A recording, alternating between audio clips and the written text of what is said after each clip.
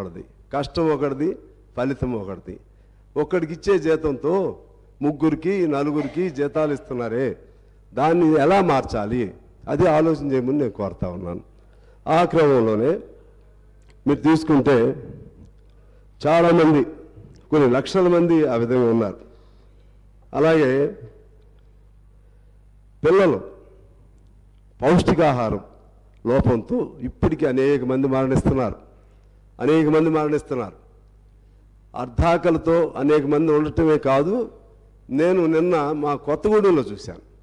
పేమెంట్ల మీద పడుకున్న వాళ్ళు మొత్తం ఊరికే ఒక బస్ స్టాండ్ సెంటర్లో చూస్తే చలిలో దాదాపు 15-20 మంది వీడి దుప్పట్లు కూడా సరిగ్గా లేకుండా పడుకున్న వాళ్ళని చూశాను నేను. ఇలా లెక్క తీస్తే ఈ రాష్ట్రంలో తిండి లేక, లేకపోతే ఇంటి గూడు లేక, చలిలో వర్షంలో తడుస్తూ చలిలో వణుకుతూ ఎంతమంది ఉన్నారో ఒకసారి లెక్క తీయాలి. అదేవిధంగా గ్రామాల్లోకి వెళితే సొంత ఇల్లు లేని వాళ్ళు ఎంతమంది ఉన్నారో లెక్క తీయాలి.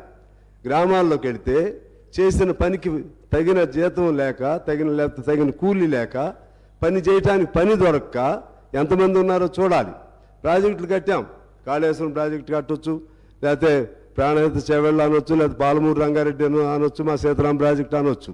కానీ ఇన్ని ప్రాజెక్టులు కట్టితే డబ్బులన్నీ ఒక చోటకే మనం ఫోకస్ అవుతుంటే మరి మిగిలిన వాళ్ళకి ఎప్పుడు వాళ్ళ షేర్ వాళ్ళకి ఎప్పుడు వస్తుంది? మొత్తంగా చూస్తే యాజ్ ఏ హోల్ డెవలప్మెంట్ ఇండెక్స్లో పెదగొచ్చు మనం, పెర్ క్యాపిటల్ ఇన్కమ్ పెదగొచ్చు మనం, అలాగే ఎస్జిడిపిలో మనం రేటింగ్ బాగానే ఉండొచ్చు. కానీ అల్టిమేట్గా కిందకి ఎప్పుడు వెళ్తుంది? కిందకి వెళ్ళాల్సిన trickle down theory, a famous economist proposed that trickle down theory. It has been a total failure. That means ఎవడో అక్కడ పరిశ్రమ పెడితే కిందకి బొట్టుగా అందిద్ది. ఎప్పుడు బొట్టు అందిద్ది? ఇప్పుడు ఈ దేశానికి 75-76 ఏళ్ళు స్వతంత్రం వచ్చింది. ఇంకా నేను అనేది ఓవరాల్గా చెప్తున్నాను. ఇక్కడ మీరు దీనికి సంబంధించి చెప్పాలని అనొచ్చాము ఒకళ్ళిద్దరు. దీనికి సంబంధించి రిలేటెడే ఇన్ని అప్పులు అవుతున్నాయి, ఇన్ని లక్షల కోట్లు అప్పులు అవుతున్నాయి. ఈ లక్షల కోట్లు ఎటుపోతున్నాయి అనేది మా పాయింట్. ఈ డబ్బంతా ఎటుపోతుంది అంటే ఒకడు కష్టపడితే ఇంకోడు సుఖంగా ఉంటాడా? ఇవాళ చాలా లెక్కలు చెప్పిన తర్వాత చెప్తాను నేను దానికి సంబంధించి. ఆ విధంగా ఇవాళ అప్పు లేనటువంటి, నేను అడుగుతున్నా, ఆ అప్పు ప్రభుత్వ అప్పే కాదు, అసలు అప్పు లేని వ్యవస్థ ఏముంది ఇప్పుడు మన తెలంగాణలో? సింగరేణి తీసుకోండి. సింగరేణి ఒకనాడు చాలా గొప్ప సంపన్నవంతమైనటువంటి సంస్థ సింగరేణి.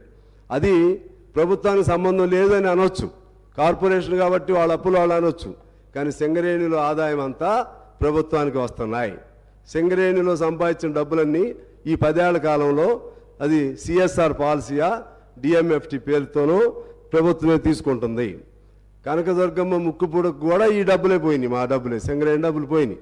అలా అనేక చోట్ల చేపల పిల్లలు వేయాలన్నా, చెరువులు కట్టాలన్నా, లేకపోతే ఇంకోటైనా సిఎస్ఆర్ పేరుతో సింగరేణి మొత్తం ఇవాళ దివాళా తీసింది. మామూలు దివాళా కాదు, జీతాలు కూడా సింగరేణి వాళ్ళు బ్యాంకుల్లో అప్పులు తీసుకున్న దుస్థితి ఎప్పుడు లేదు. మొన్న మంత్రి గారు రివ్యూ పెట్టారు. అక్కడ రివ్యూ పెడితే అవుట్ సోర్సింగ్ దాదాపు ఇంతకుముందు మా కేసీఆర్ గారు ఆ రోజుల్లో 119,120,000 కార్మికులు ఉండేవాళ్ళు సార్ సింగరేణిలో. ఇవాళ సింగరేణిలో అప్పుడు మన తెలంగాణ వచ్చేటప్పటికి దాదాపు 60,000 మంది కార్మికులు ఉన్నారు. మన పెద్దలు కేసీఆర్ గారు చెప్పారు, 1,00,000 మందితో సింగరేణులు కళకళలాడతాయి, కొత్త మైన్స్ తీసుకొస్తాం. ఈ డబ్బులు కొత్త మైన్స్ మీద ఎంత ఖర్చు పెట్టారు? ఒక్క మైన్ ఎందుకు రాలేదు? 60,000 మంది సింగరేణి కార్మికులు ఇవాళ 39,000 మందికి ఎందుకు దిగిపోయారు? అది అనేది ఒక కేసీఆర్ గారు లేకపోతే ఆ పాత ప్రభుత్వమే కాదు, మొత్తం వ్యవస్థ మన ప్రయారిటీస్లో తేడా రావటం వల్ల అది ఉపయోగం జరగట్లేదు అనేది నా పాయింట్. ఇవాళ దాదాపు పర్మనెంట్ కార్మికులు ఎంతమంది ఉన్నారు? సింగరేణి కార్మికులు అంతమంది ఉన్నారు.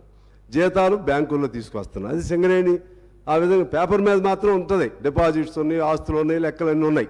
మరి జీతాలు ఎందుకు అప్పులు తీసుకురావాలి బ్యాంకుల్లో? సింగరేణి అవుట్, ఆర్టీసీ అవుట్, మన పవర్ సెక్టార్ అవుట్. ఇట్లా ఇందాక ఉత్తమ్ గారు చెప్పారు, అది మన సివిల్ సప్లైస్ అది అవుట్. అన్ని అప్పులే, అన్ని కార్పొరేషన్లు అప్పులే. అది గవర్నమెంట్ సంబంధమా లేదన్న పాయింట్ అది కాదు. అవన్నీ కూడా